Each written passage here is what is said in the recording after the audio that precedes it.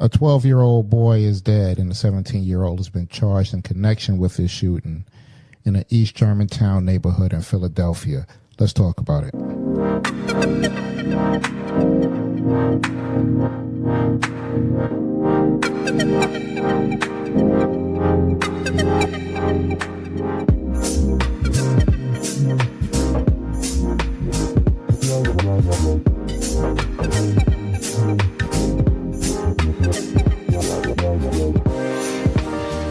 Yeah, it's a very unfortunate story, and it's a story that we unfortunately hear over and over and over and over again. And it begs the question, how long are we going to do this to one another?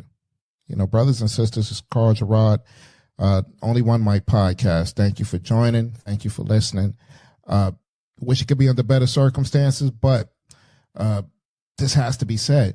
We have a 12-year-old boy by the name of Ethan Parker, who was shot and killed in East Germantown, in the East Germantown neighborhood of Philadelphia. And this was on Saturday. The shooting occurred while Parker was filming a music video with two teenagers inside a residence.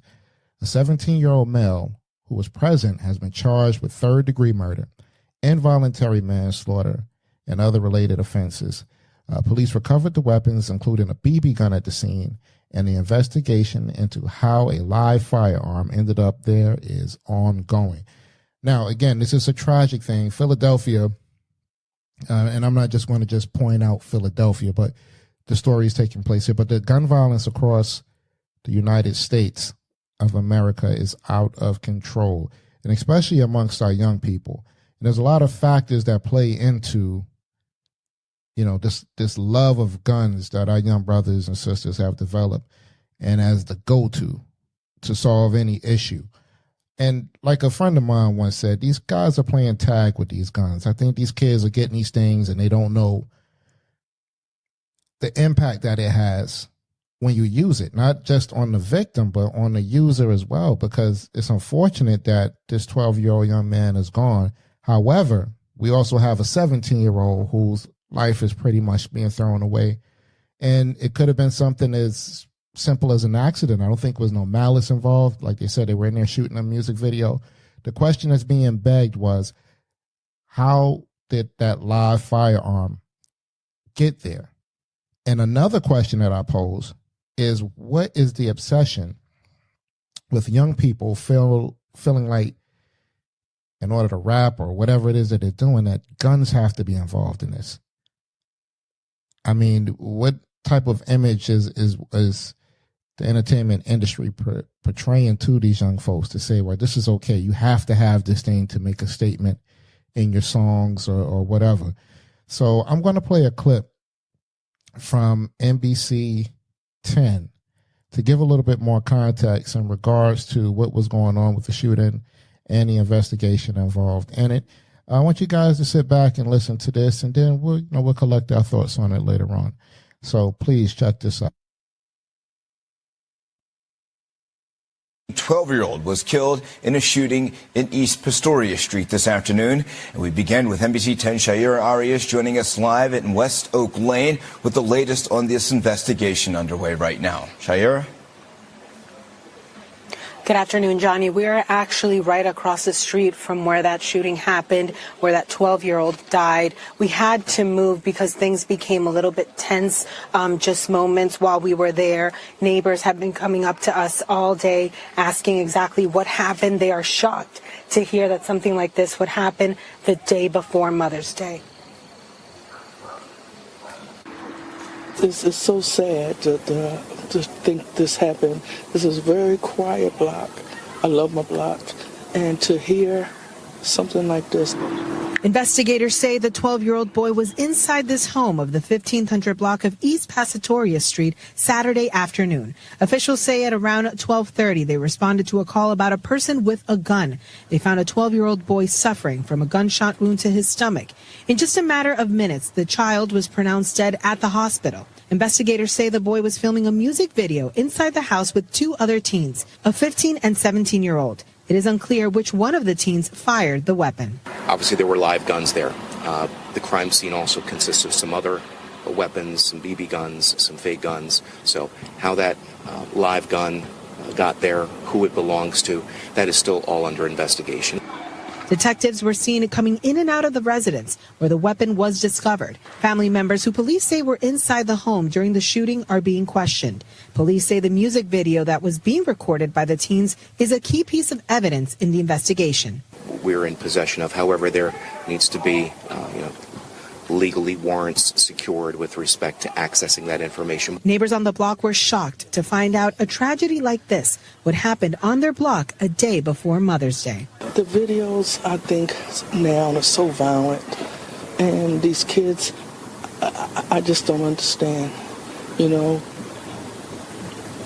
I was raised where you didn't play with guns.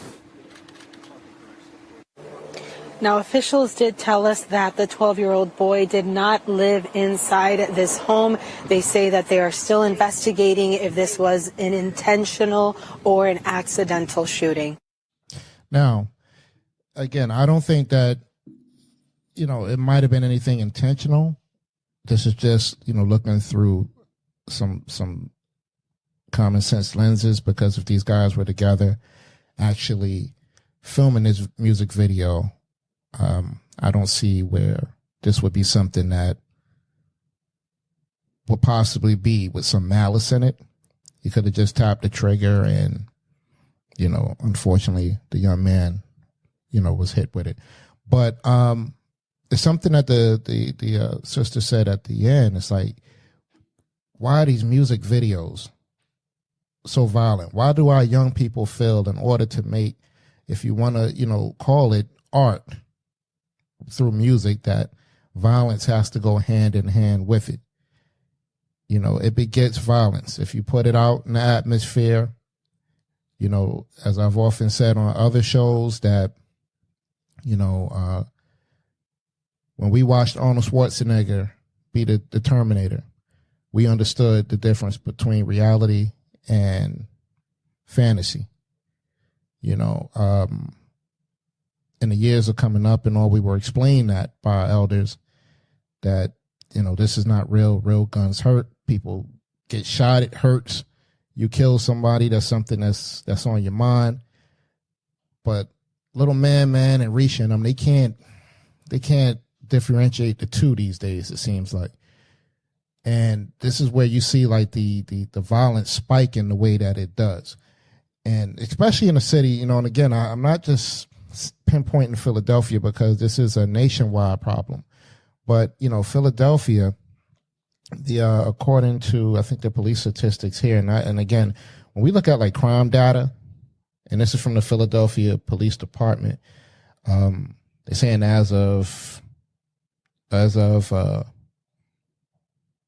May 11th, I believe it is, 2025, they said it was only 69 homicides. 69 homicides.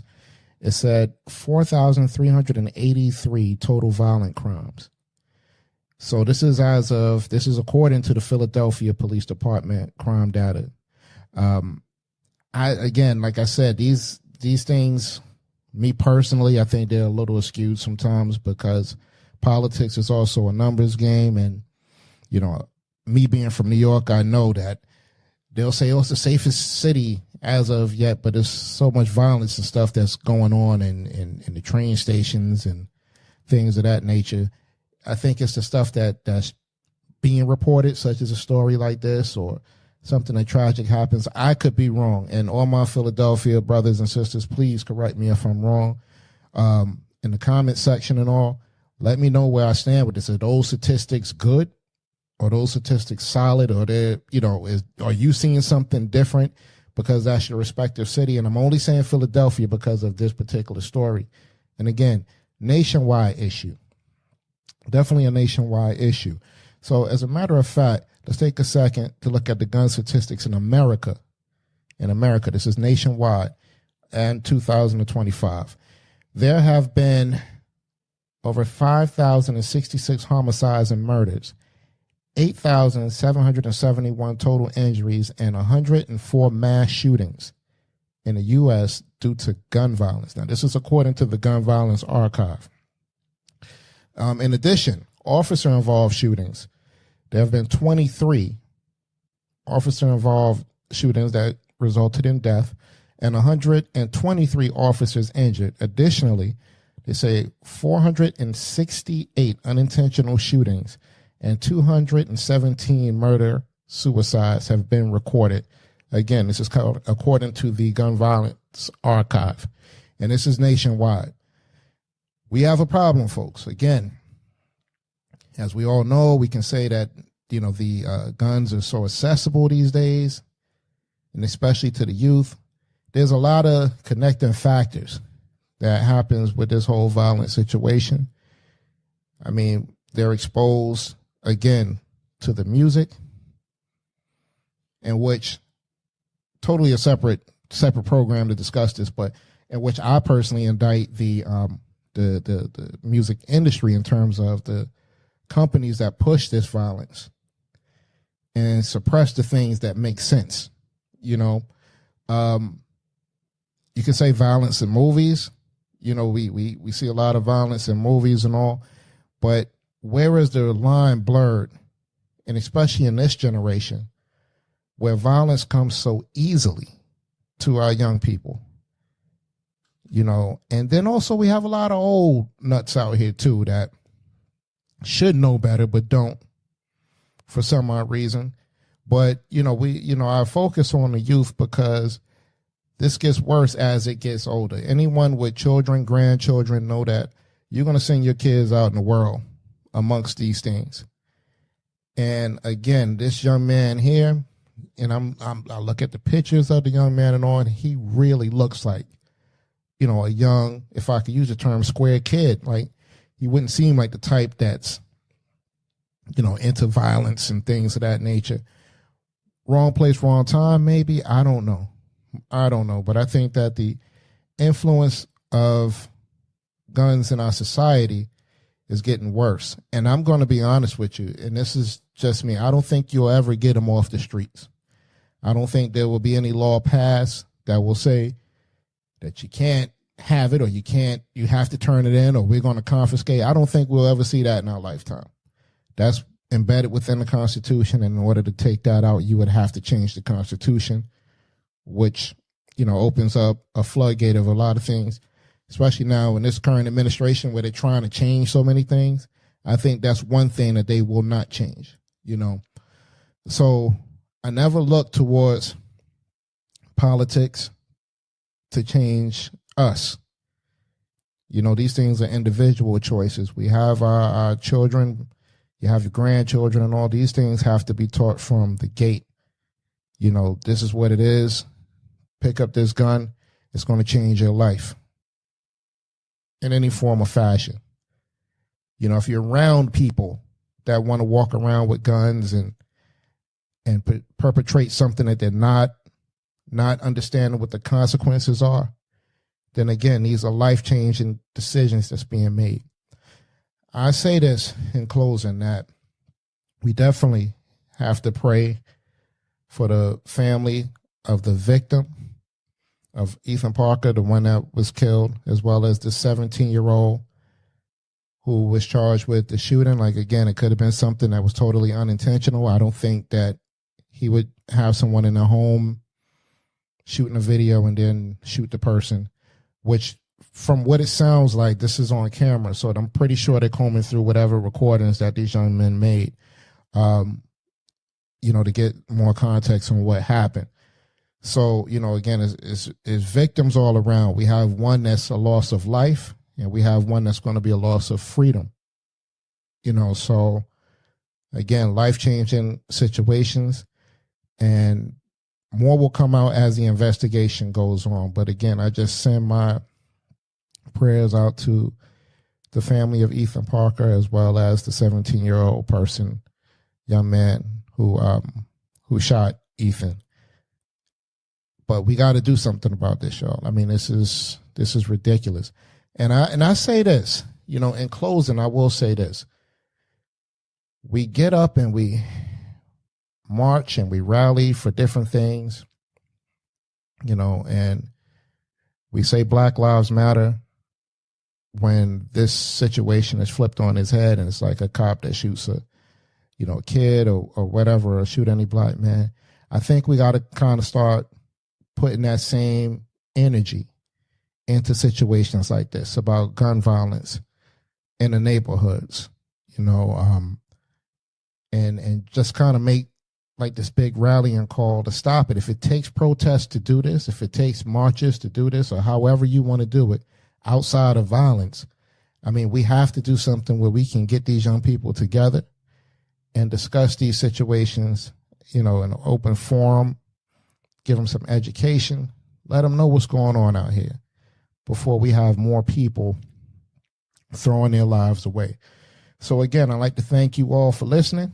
It's Carl Gerard with the Only One Mic podcast. You can catch us on any place that you get all of your, your social media.